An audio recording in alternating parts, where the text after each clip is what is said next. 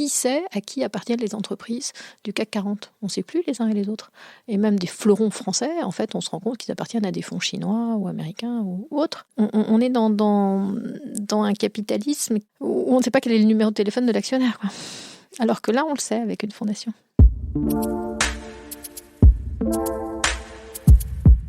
C'est le nouveau Rockefeller, un philanthrope. Qu'est-ce que ça veut dire ?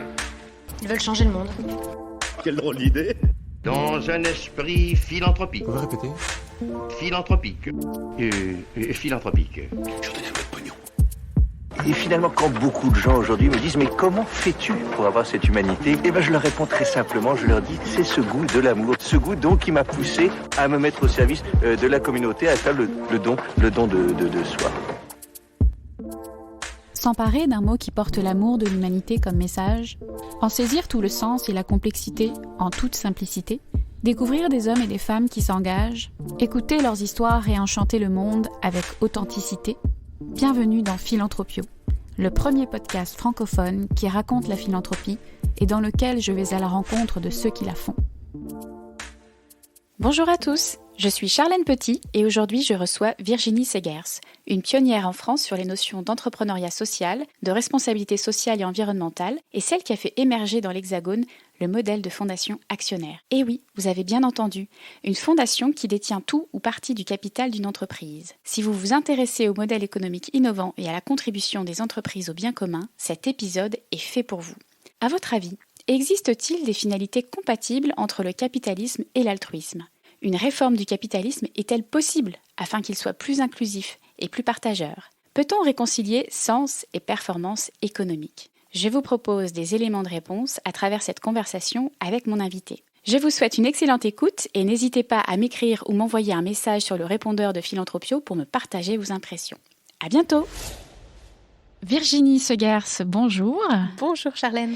Merci d'avoir accepté mon invitation sur les ondes de Philanthropio. Vous êtes ce qu'on appelle une pionnière en matière de rapprochement des initiatives privées et de l'intérêt général. Au cours des 25 dernières années, vous avez participé à défricher et amener en France un certain nombre de concepts qui sont aujourd'hui parfaitement intégrés dans la société. En 2012, vous avez d'ailleurs été la plus jeune femme française élevée au grade d'officier des arts et des lettres pour votre contribution à l'essor de la philanthropie en France. Certes. Entre 1994 et 2002, vous avez été déléguée générale de l'ADMICAL, l'Association pour le développement du mécénat industriel et commercial, où vous avez contribué à la création d'un cadre réglementaire favorable au développement des fondations et du mécénat d'entreprise. Entre 2003 et 2013, vous vous êtes principalement dédiée à promouvoir le concept d'entrepreneur social. En 2008, vous avez d'ailleurs créé le premier cours sur l'entrepreneuriat social à Sciences Po. Et vous avez aussi accompagné la structuration du concept de RSE, responsabilité sociale et environnementale, au sein du Conseil national du développement durable et de grandes écoles comme HEC, Sciences Po Paris, l'ESCP Europe, où vous avez créé les premiers enseignements dédiés. En 2013, vous avez fondé avec Geneviève Ferron Profil, une entreprise à mission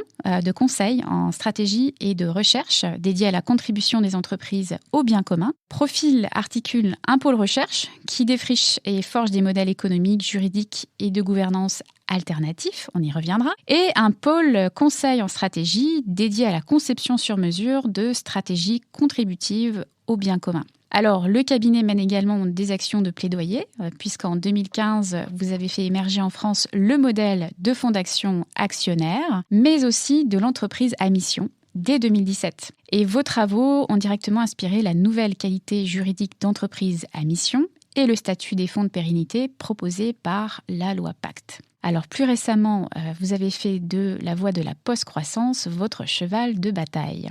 Alors, on l'a dit en introduction, vous êtes une spécialiste des modèles économiques innovants au service du bien commun. Quelle est votre définition du bien commun et est-ce la même chose que l'intérêt général ? Merci Charlène, je suis toujours un peu gênée d'entendre tout cela parce que finalement c'est une unité ce parcours que vous avez évoqué, j'ai l'impression depuis 25 camps de différents côtés d'escalader la même montagne qui tentent en effet de réconcilier ce qui est la force entrepreneuriale, la capacité de transformation qu'ont les entrepreneurs de la société et puis ces notions dont on va parler d'intérêt général et de bien commun.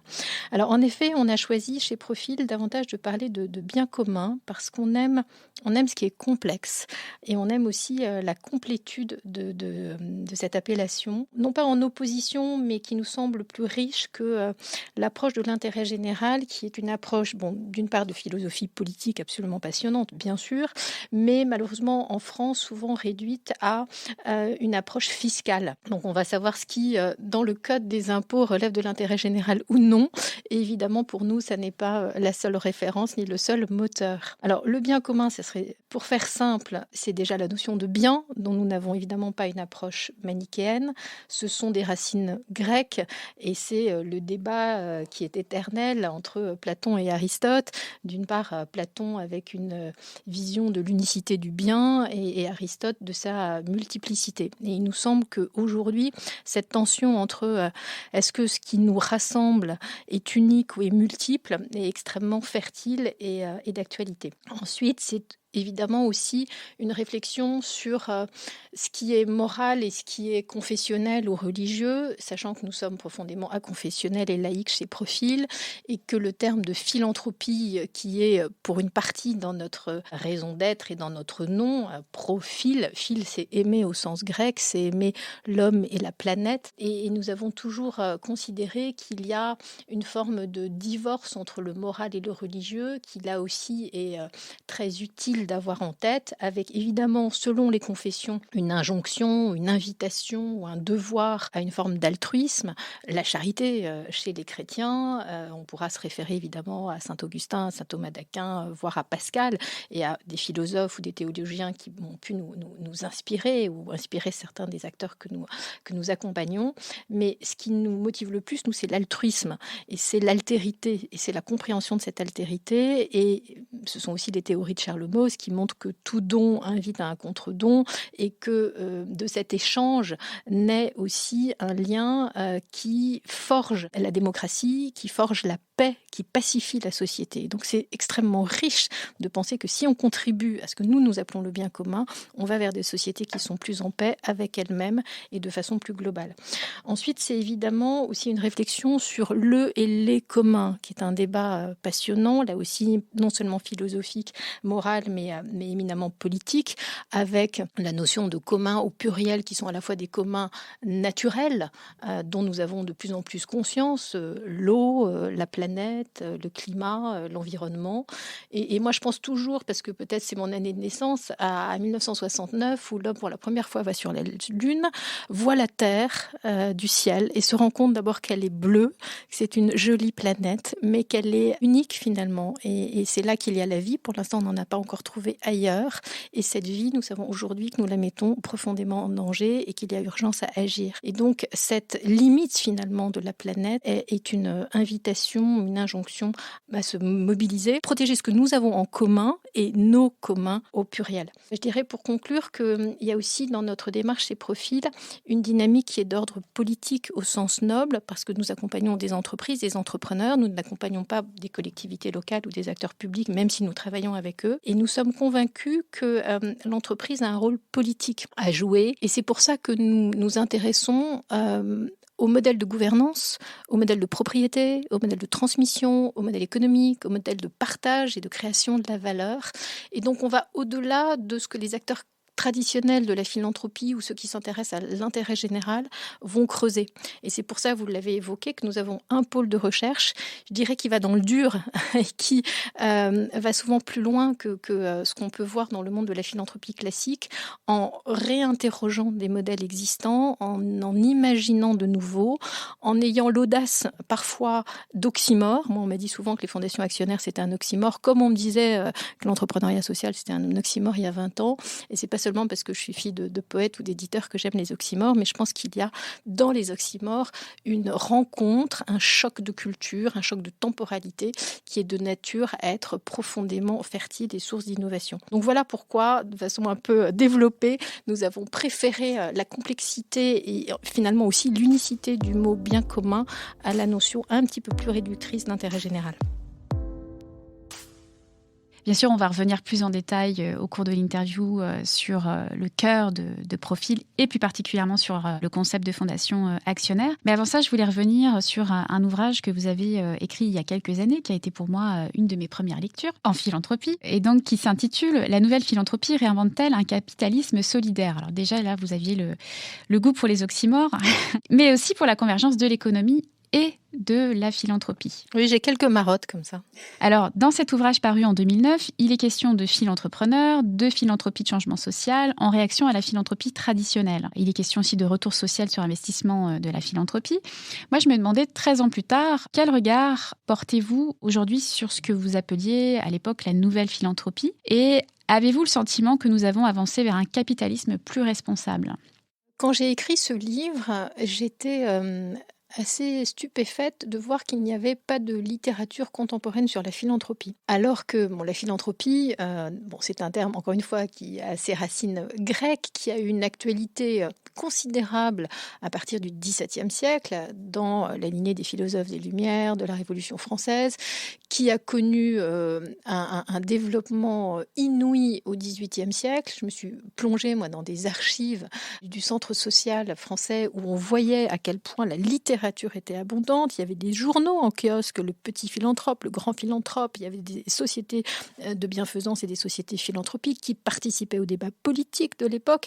Et donc, les philanthropes étaient extrêmement actifs. 2 siècles plus tard, la philanthropie semble un mot poussiéreux, désuet, purement dans le don, totalement désintéressé et finalement très très loin de l'action et de l'action entrepreneuriale.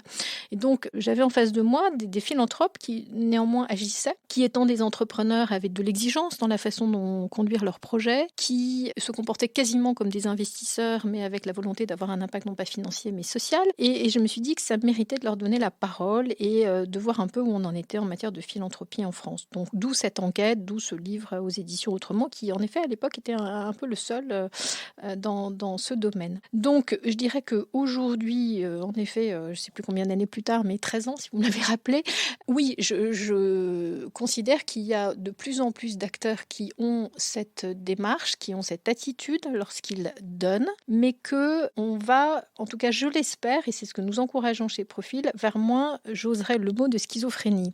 C'est-à-dire qu'avoir un modèle économique qui est, disons, préjudiciable à la planète, qui est prédateur de ressources sans se soucier du renouvellement et qui est dans un modèle financier très court-termiste et à côté, grâce au profit, aux dividendes, à l'enrichissement souvent personnel, avoir une très belle fondation qui œuvre pour le bien. J'avoue que nous avons quand même beaucoup de mal avec cette dualité et cette opposition. Et donc nous essayons, et c'est tout le pari de Profil, de montrer que nous inscrivons sur toute la chaîne de la contribution des entreprises et des entrepreneurs au bien commun, allant de la philanthropie à la transformation des modèles économiques pour les mettre davantage au service du bien commun, avec une prise en considération de l'ensemble des externalités, quitte parfois à avoir des stratégies de renoncement.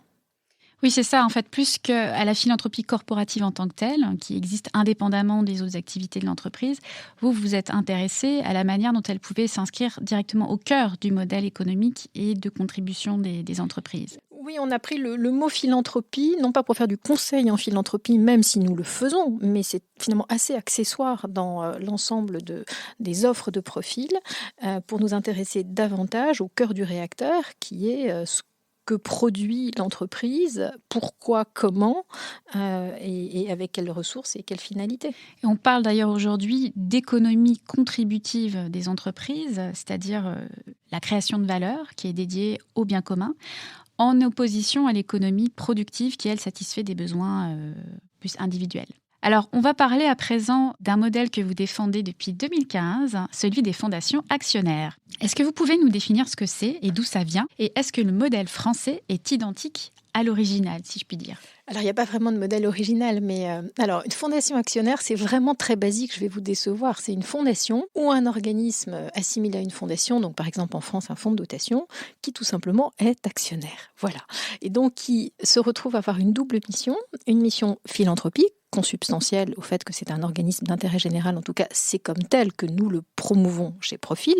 On peut imaginer des fondations actionnaires dans des pays, notamment nord-européens, qui n'ont pas forcément une vocation philanthropique, mais ça n'est pas notre démarche ni notre volonté, qui a aussi une mission d'actionnaire avec des prérogatives habituelles d'actionnaire, c'est-à-dire selon ses droits de vote, surtout, une capacité ou non à influencer la stratégie de l'entreprise ainsi détenue.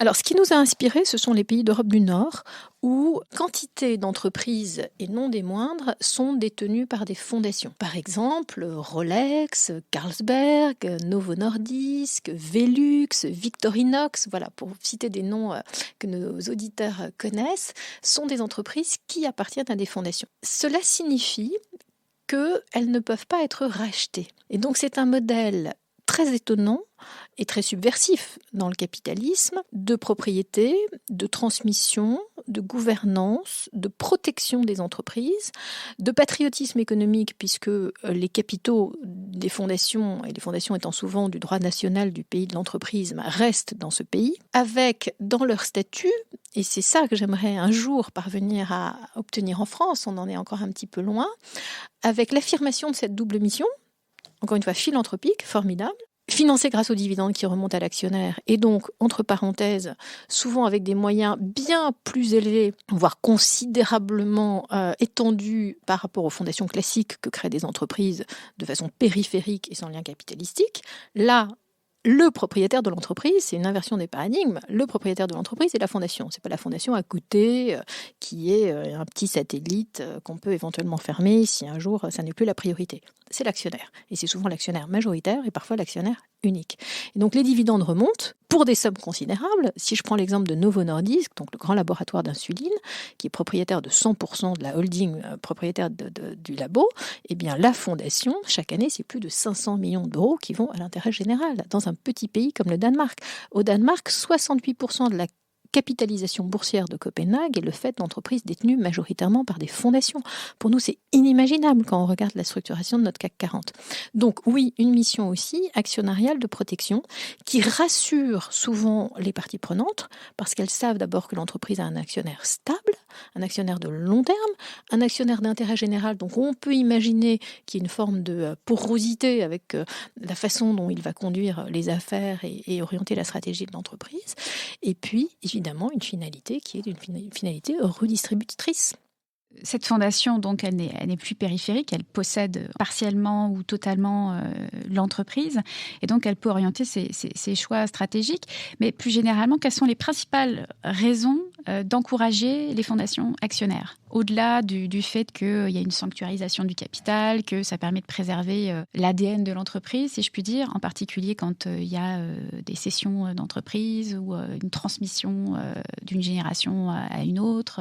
Alors, vous avez déjà répondu en partie à la question. Aujourd'hui, c'est une réponse pour des entrepreneurs, propriétaires, parfois héritiers ou parfois qui ont créé leur entreprise ou qui ont repris une entreprise et qui l'ont développée et qui se retrouvent dans une situation où le capital est quand même relativement resserré autour de quelques personnes, voire uniquement 2, et qui à un moment se disent, pour X raisons qu'on pourrait développer et qui sont tout à fait intéressantes, finalement l'entreprise, je n'ai pas le sentiment qu'elle m'appartienne, que j'ai le droit, en tout cas seul, de la vendre au mieux offrant, parce que finalement ma motivation n'est pas seulement l'enrichissement personnel, que cet enrichissement personnel va un peu pourrir ma vie et pourrir la vie de mes enfants, que mes enfants, si jamais je leur transmettais l'entreprise, soit ils sont compétents, soit ils ne le sont pas, et s'ils ne le sont pas ou ils n'en ont pas envie, je vais aussi profondément troubler l'équilibre et l'harmonie familiale et leur mettre un poids de responsabilité que je ne souhaite pas leur attribuer.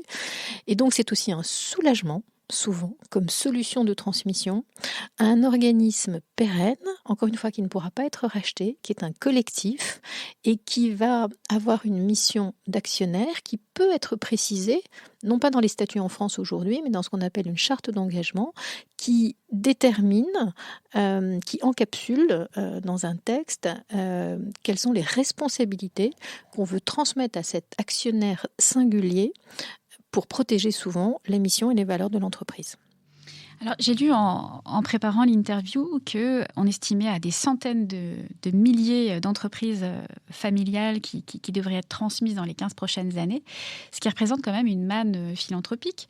Et paradoxalement, en France, on constate qu'il y a un développement assez lent finalement des fondations actionnaires, puisque je crois qu'en 2015, il y en avait 4 et qu'aujourd'hui, il y en a à peu près 25. En comparaison, on en dénombre 1000 en Suède, 1300 au Danemark, 1000 en Allemagne, 140 en Suisse. Comment vous expliquez cette prise lente du concept de fondation actionnaire en France ?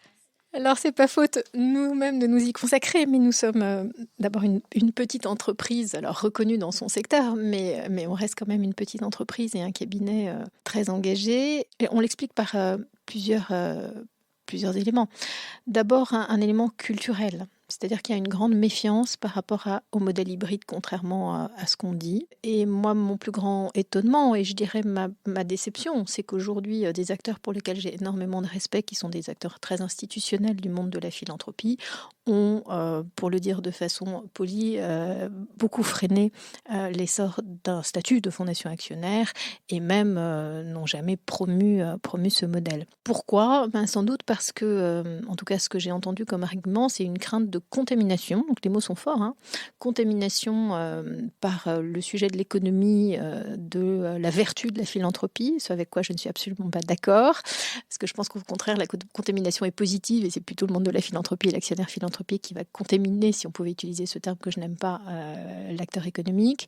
Ensuite, c'est aussi considérer, encore une fois, que c'est un oxymore et que c'est totalement paradoxal de faire cohabiter un acteur d'intérêt général et un acteur qui doit être un actionnaire capitaliste. C'est une méconnaissance souvent du monde de l'entreprise et aussi des aspirations aujourd'hui d'une nouvelle génération d'entrepreneurs, mais surtout d'une nouvelle génération de collaborateurs et de salariés qui cherchent beaucoup plus de sens et qui, en matière d'attractivité sociale, se reconnaît beaucoup plus dans des entreprises dont on connaît la structure de l'actionnariat et si cet actionnariat peut les rassurer que si ce sont des fonds de pension obscurs ou lointains. Voilà, ou encore plus des fonds d'investissement qui mettent une pression court-termiste. Il y a ces freins culturels qui sont très forts, qui se traduisent aussi dans le droit. Et donc, nous n'avons pas aujourd'hui des statuts qui sont parfaitement propices. Nous avons 3 statuts finalement qui sont possibles pour répondre à une fondation actionnaire, qui est une appellation générique, qui ne correspond à aucun statut.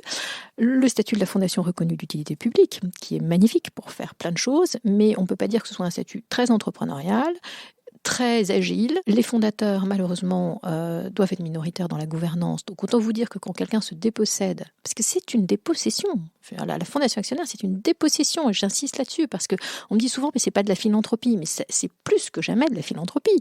Les entrepreneurs propriétaires que j'ai en face de moi et que j'accompagne, ils se dépossèdent de dizaines ou de centaines de millions d'euros pour donner leurs titres à une fondation, et souvent, ils déshéritent leurs enfants avec l'accord des enfants, ce qui est quand même majeur, et beaucoup plus disruptif que de créer une fondation classique. Ils le font en pleine conscience et cette dépossession, eh bien aujourd'hui, elle n'est pas vraiment valorisée, elle n'est pas vraiment reconnue. En plus, il y a des règles sur le droit des successions qui font que c'est pas si simple non plus en France par rapport aux pays nordiques. Donc il y a des freins juridiques dans les statuts et il y a des freins de gouvernance avec la FRUP puisqu'on leur dit vous avez fait tout ça, mais en gros vous avez un strapontin dans les organes de gouvernance. Je caricature un peu, ils ont le droit à 30%. Bon, mais 30%, c'est pas la majorité de la gouvernance. Et bien sûr qu'ils souhaitent garder la gouvernance, c'est bien normal, c'est la fondation qu'ils ont créée pour protéger l'entreprise et finalement souvent pour continuer aussi une vie d'entrepreneur plus altruiste dans une aventure philanthropique. Bon. Donc la FRUP, honnêtement, sauf dans certains cas, elle ne se révèle pas parfaitement appropriée. Nous accompagnons la création de FRUP actionnaires, mais c'est pas la majorité des choix et on le comprend très bien. Ensuite, il y a le fonds de dotation qui est aujourd'hui vraiment le véhicule le meilleur, le plus agile, le plus entrepreneurial, le plus souple, mais pour lequel on doit encore une fois être hypocrite parce que dans les statuts, on ne peut parler que de la jolie mission philanthropique que j'adore et que j'ai toujours soutenue depuis 25 ans. Mais là, on va au-delà, on va aussi de la mission actionnariale. Et la mission actionnariale, on est obligé de la cacher parce que, ah oui, c'est pas beau de parler de mission actionnariale dans des statuts. Donc, il faut en parler à côté, le dissimuler. Et donc, D'où des chartes d'engagement, d'où des pirouettes juridiques pour arriver quand même à expliquer le rôle qu'aura cet actionnaire. Et enfin, il y a le statut du fonds de pérennité. Vous avez la gentillesse tout à l'heure d'évoquer notre plaidoyer dans le cadre de la loi Pacte. Autant il a été efficace et nous sommes ravis de ce à quoi nous avons abouti dans le cadre de la société à mission, qui est en effet la poursuite de nos travaux, puisqu'en effet en 2017, on a étudié au sein de notre pôle recherche pour la première fois de façon comparée ce qui se passait dans différents pays quant à l'évolution, l'émergence de statuts hybrides qui permettaient d'encapsuler dans l'objet social une raison d'être élargie à des enjeux sociaux et sociétaux. Donc on a beaucoup travaillé avec le gouvernement pour à la qualité juridique de société à mission, même participer à la rédaction d'amendements. Autant le fonds de pérennité, extrêmement décevant. Et c'est pour ça qu'il n'y en a que 4, 3 ans après. On avait prévenu Bercy et nos interlocuteurs de ce pourquoi ça ne marcherait pas. Et ça ne marche pas parce que c'est un statut qui n'est pas d'intérêt général. On est dans le droit commercial.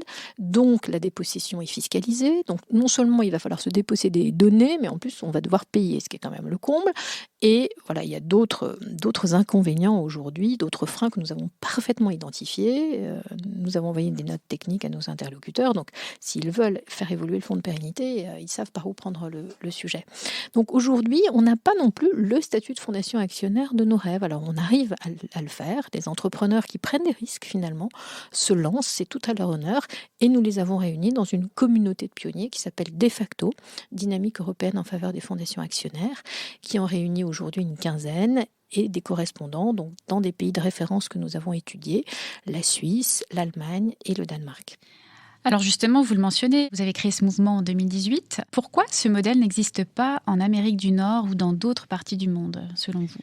Il existe, mais sous des formes différentes, avec souvent une perception qui n'est pas forcément philanthropique. C'est-à-dire que vous avez beaucoup dans les pays anglo-saxons des trusts. Et des trusts servent aussi des intérêts particuliers, des intérêts familiaux. C'est un modèle intéressant qui n'existe pas en France. C'est pas le modèle que nous prônons parce que, comme vous l'avez compris, nous essayons de servir davantage des intérêts, l'intérêt général ou le bien commun que des intérêts personnels et familiaux. C'est le modèle qui est privilégié dans les pays anglo-saxons. Alors que dans les pays d'Europe du Nord, vous avez de grandes fondations qui, si elles ont une mission d'intérêt général, et ce sont celles qui nous intéressent, parce que l'appellation fondation n'est pas toujours aussi protégée qu'en France, et nous trouvons tout à fait sain que lorsqu'on s'appelle fondation, on ait une mission d'intérêt général absolument obligatoire. Je veux être claire sur ce sujet, parce que parfois on m'a dit le contraire, on a interprété autrement mes propos. Mais une fondation est un organisme évidemment d'intérêt général. Mais ça n'empêche pas d'être aussi actionnaire et de détenir des titres d'une entreprise et à ce titre de jouer son rôle et d'orienter la stratégie de l'entreprise. Donc c'est pas tout à fait la même chose entre les trusts et les fondations actionnaires. Alors vous parliez tout à l'heure des statuts, notamment FRUP. Donc pour nos auditeurs, je vais le rappeler, c'est ce qu'on appelle une fondation reconnue d'utilité publique. Donc dans le droit français, il n'existe pas de statut spécifique qui reconnaissent cette double mission. Vous en avez parlé tout à l'heure. Vous proposez donc de créer une nouvelle qualité juridique de fondation actionnaire sans toutefois réformer les statuts existants. Donc il y en a 8 actuellement. Ça va un petit peu à l'encontre de la proposition de la coalition Générosité qui a été créée dans le contexte des élections présidentielles 2022 et qui prône une simplification du régime et des statuts des fondations. Selon cette coalition, ces 8 statuts nuiraient, selon elle, à la lisibilité du secteur. Qu'est-ce que vous en pensez et est-ce que vous avez eu des discussions avec la coalition Générosité ? Alors oui, nous avons eu des discussions avec la coalition, cependant sans être particulièrement impliqués. Et oui, ce serait bien de simplifier. Je reviens sur le sujet des fondations actionnaires. Il n'y a pas aujourd'hui 8 statuts de fondation ou véhicules assimilés qui permettraient d'être actionnaire. Il n'y en a que 3, c'est ce que j'ai évoqué. Donc la fondation reconnue d'utilité publique, le fonds de dotation et le fonds de pérennité. Nous pensons aujourd'hui, puisqu'il y a eu ce plaidoyer dans le cadre de la loi Pacte qui a, je dirais un peu malheureusement, honnêtement, abouti au fonds de pérennité, qu'il vaut mieux essayer d'améliorer le statut du fonds de pérennité et d'améliorer un peu les 2 autres et surtout le fonds de dotation où à la marge il y a quand même encore quelques améliorations pour leur permettre d'être pleinement actionnaires et d'assumer aussi ce rôle d'actionnaire dans le cas où c'est un fonds de dotation actionnaire ou une fondation actionnaire ou un fonds de pérennité actionnaire. Donc il nous semble prioritaire d'améliorer l'existant que d'imaginer encore un nouveau statut de fondation actionnaire. Ce que nous avions proposé dans le cadre de la loi Pacte et qui a abouti au fonds de pérennité. Donc autant améliorer ce qui a été créé que d'imaginer encore un nouveau statut. Ça nous semble plus judicieux. Néanmoins, si on regarde l'ensemble des autres statuts qui existent, qui ne concernent pas des fondations actionnaires, les fondations hospitalières, les fondations sous égide, etc., etc. Bon, oui, c'est vrai qu'il y a quand même, aujourd'hui, l'appellation fondation est quand même assez répandue, avec des spécificités qui enrichissent beaucoup le monde des avocats, et nous pensons que ça serait peut-être un peu plus simple, oui, qu'il y en ait moins. Mais pour autant, vous n'avez pas fait front commun avec la coalition Générosité, donc qui a publié 8 recommandations, je crois, dans le cadre des élections présidentielles pour débattre avec les principaux candidats. Qu'est-ce qui a fait que finalement... Non, nous avons décidé de nous concentrer sur le sujet des fondations actionnaires, pour lequel nous avons publié un plaidoyer que nous avons adressé à l'ensemble des équipes de campagne. Nous avons déjà été largement auditionnés. Nous ne sommes pas un acteur institutionnel. Enfin, il y a des acteurs institutionnels qui portent, et j'en ai fait partie quand je dirigeais l'Admicale, qui portent ces sujets bien mieux que nous et qui ont une vision absolument transversale des fondations. Chez Profil, on ne va pas accompagner des fondations universitaires ou des fondations hospitalières. Donc, je pense que c'est vraiment à eux de porter le plaidoyer et c'est pour ça qu'ils l'ont fait très bien. Alors, en France, des groupes de presse comme Le Monde ou Libération sont détenus par des fondations actionnaires pour garantir leur indépendance. Le modèle interpelle aussi les start-upers pour renforcer, dès la création de leur entreprise, la preuve de leur engagement social. Et des acteurs de l'ESS commencent à s'emparer de ce modèle pour forger une gouvernance plus stable que le modèle associatif.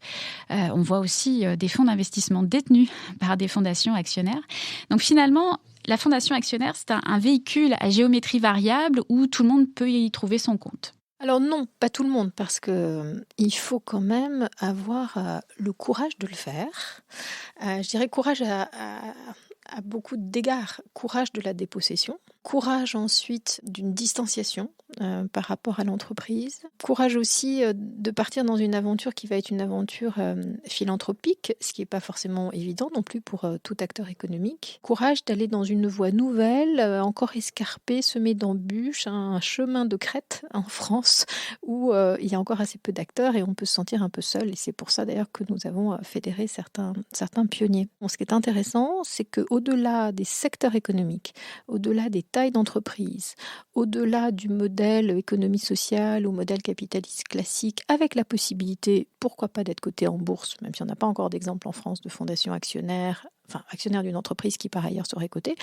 On a par contre des exemples d'entreprises détenues majoritairement ou dont l'actionnaire fondation est structurant, ont ouvert leur capital à des investisseurs et les investisseurs sont venus. Ça prouve bien qu'on peut aussi avoir un modèle où on a de l'actionnariat salarié, on a des fonds d'investissement et on a un fonds de dotation ou une fondation qui est actionnaire.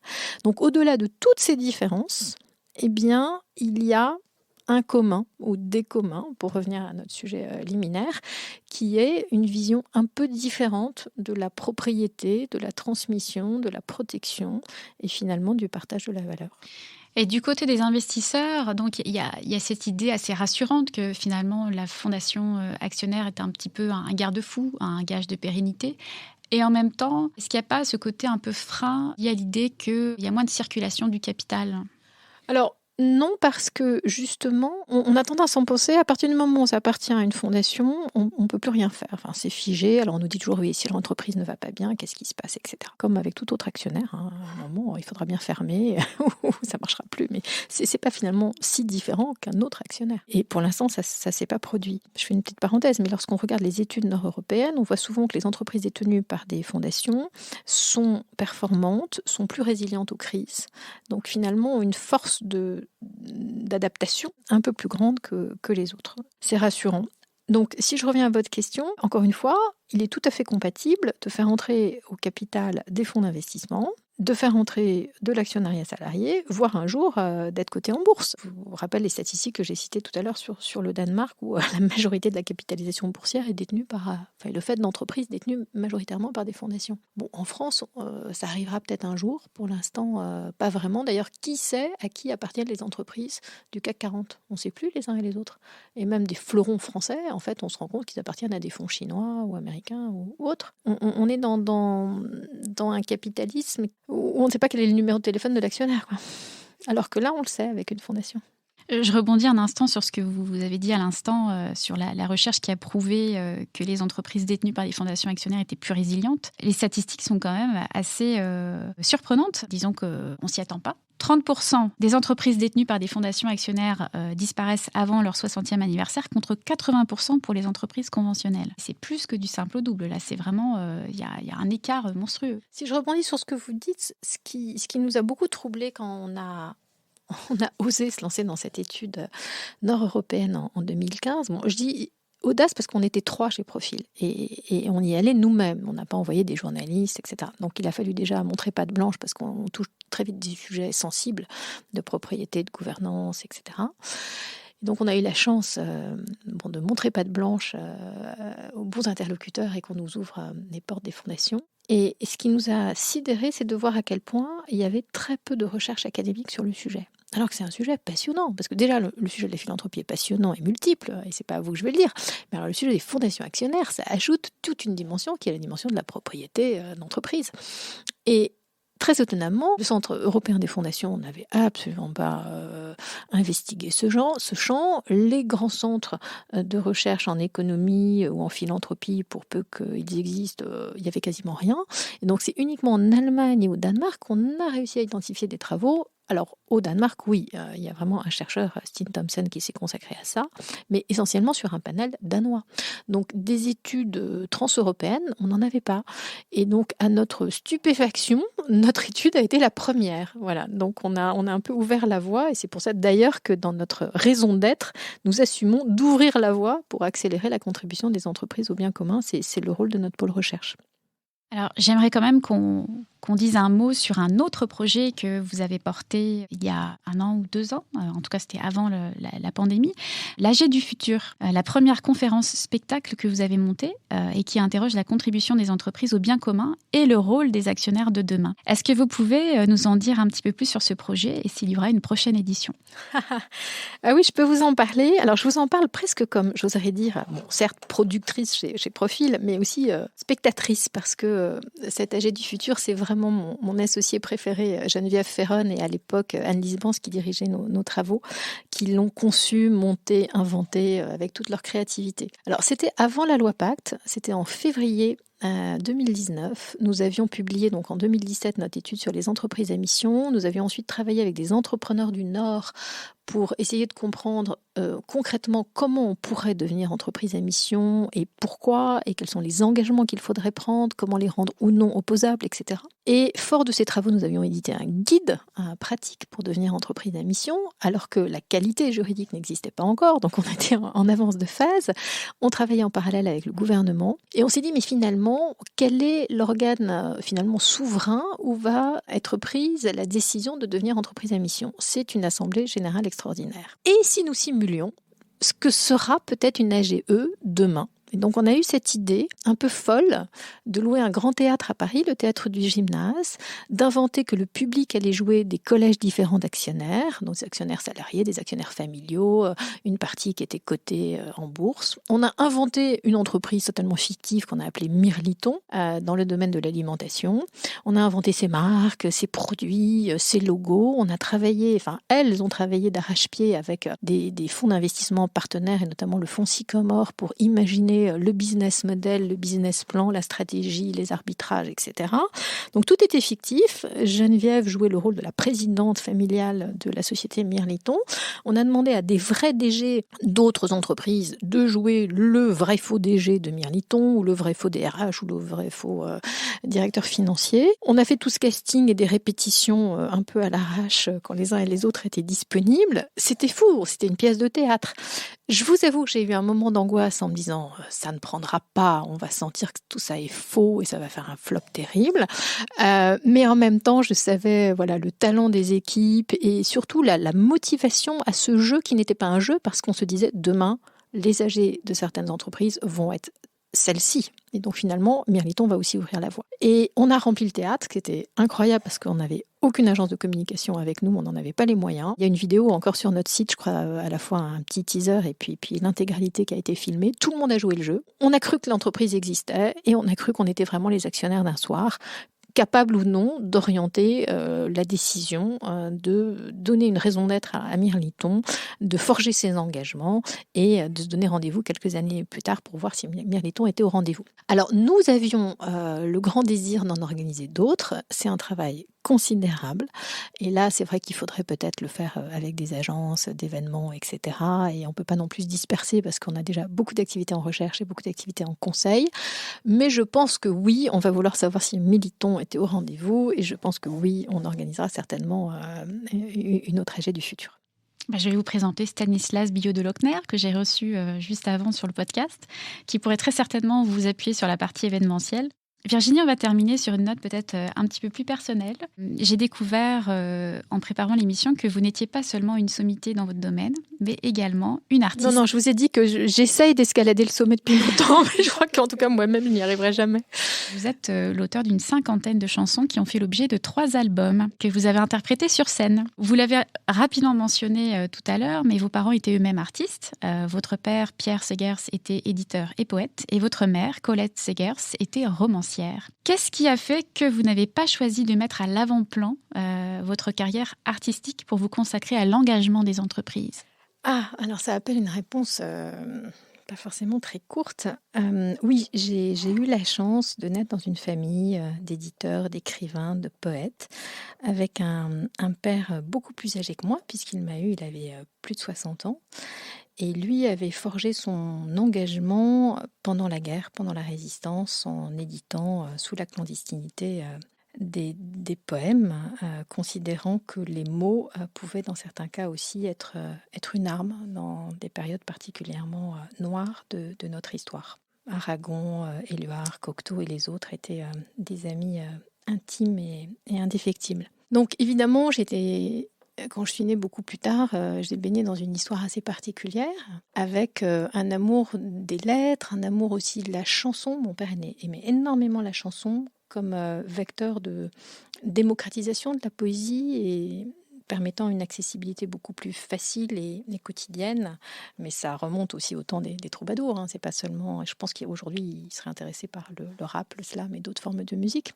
Il était très engagé dans son temps, dans son époque, et donc tout cela m'a marqué. Mais moi, j'ai décidé d'aller dans d'autres voies, m'intéressant un peu à tout, ce qui est à la fois une force et un problème, parce qu'on n'a jamais le temps de tout faire. J'ai fait des études qui n'étaient pas des études que littéraires, tout en lisant beaucoup et en m'intéressant à la littérature. Et à un moment de ma vie, j'ai eu envie, en effet, d'écrire, et étonnamment, alors que ça restera une grande frustration, je n'ai pas étudié la musique, j'avais des idées de mélodie. Et donc, j'ai commencé à enregistrer des chansons a cappella, surtout pour essayer de retenir la mélodie qui me passait par la tête. Et puis, des bonnes fées se sont penchées sur mon berceau et m'ont mis le pied à l'étrier en me lançant progressivement des défis qui étaient assez fous, je dois dire. Donc, j'ai chanté devant la première fois 100 personnes, puis après je me suis retrouvée parachutée en première partie de Vincent Delerme devant 1500 personnes dans des carrières à ciel ouvert. C'est la deuxième fois de ma vie que je chantais sur scène, ça faisait un petit peu peur. Mais bon, à ce moment-là, le directeur d'un grand théâtre est tombé sous le charme de mes chansons, m'a proposé de produire mon premier concert vraiment dans les bonnes conditions, et puis un premier disque, etc.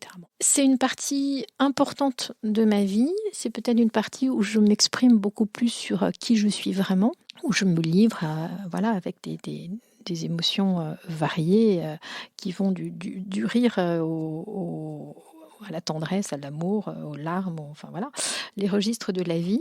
Donc on est beaucoup plus à nu, évidemment, dans ces chansons et sur scène, surtout quand on est auteur, compositeur, interprète, que lorsqu'on fait du conseil en stratégie pour des dirigeants d'entreprise. J'aime beaucoup avoir différentes vies. Je pense que la vie est très courte, que le temps passe éminemment vite. J'ai toujours eu une conscience, peut-être en ayant des parents âgés, qu'il ne fallait pas trop perdre son temps. Et donc, j'ai toujours souhaité avoir un équilibre, pourtant qu'on y arrive, entre une vie familiale, parce que j'ai aussi un mari et 3 enfants, une vie d'artiste et une vie d'entrepreneur. Je suis aussi une farouche indépendante. J'aime énormément la liberté.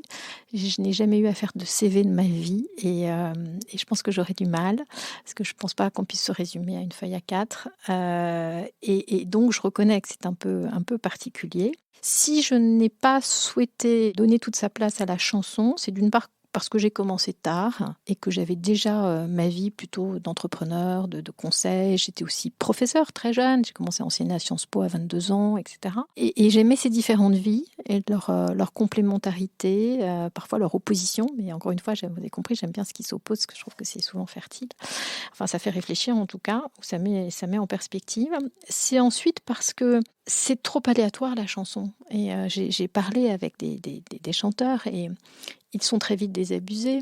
C'est très difficile de durer. Et aujourd'hui, les spectateurs zappent. C'est très rare qu'ils accompagnent un chanteur dans le temps. C'était vrai il y a 40 ans, mais pas aujourd'hui. Et donc, je me voyais mal me dire, oui, j'ai 20 concerts ou 40 dans l'année, et qu'est-ce que je fais de mon temps ? Alors bon, j'aurais écrit, je me serais occupée de mes enfants. Oui, certes, mais j'ai suffisamment d'énergie pour faire d'autres choses. C'est compliqué ensuite. Il faut l'assumer, parce que ça veut dire qu'on n'entre pas dans les circuits traditionnels. Mais j'ai choisi des chemins de traverse qui finalement me ressemblent, où je chante peu, mais quand je chante, je le fais dans des belles circonstances, avec des bons musiciens, avec une exigence professionnelle. Tant pis si c'est peu de fois, mais au moins je suis fière de ce que j'ai fait et ça me donne le temps de faire le reste. Alors, est-ce que vous nous préparez un 4e album ? Pas pour l'instant, j'ai des idées de chansons, oui, qui sont bien sûr en train de germer, mais le précédent est un projet très particulier. Il s'appelle Écho d'atelier. Si jamais, voilà, vous allez sur YouTube et vous tapez mon nom et vous tapez Écho d'atelier, vous me verrez sur scène dans je crois, le plus beau concert que j'ai donné, qui était au Théâtre du Jeu de Paume il y a un peu plus de 2 ans. J'ai eu la chance, au cœur du concert, d'être accompagnée par le grand violoncelliste Henri de Marquette, qui aime mon travail et mes chansons. Ce concert était un moment de grâce et il nous a demandé aussi tellement de préparation, tellement de travail, qu'ensuite, il y a eu le Covid, tout a été interrompu et j'aurais plutôt envie de le faire vivre ou revivre. J'ai aussi donné cette version de ces chansons dans un cadre plus intimiste, dans le vieil atelier de lithographie dont je me suis inspirée, la notion d'atelier étant évidemment une métaphore de la vie. Et j'ai plus envie de faire vivre encore ce projet qui m'habite que déjà de passer et j'oserais presque dire, de zapper au suivant. Celui-là mérite de s'exprimer davantage. Bon, mais on va suivre avec beaucoup d'attention vos actualités artistiques et entrepreneuriales. Merci beaucoup Virginie Segers. Merci Charlène. Merci beaucoup d'avoir écouté Philanthropio. Vous avez aimé l'émission ? Dites-le moi avec 5 étoiles et des commentaires sur l'application Apple Podcast. Vous pouvez retrouver également tous les épisodes sur philanthropio.com. Si vous souhaitez réagir, écrivez-moi à charlène@philanthropio.com. À bientôt pour dérouler le fil de nouveaux récits.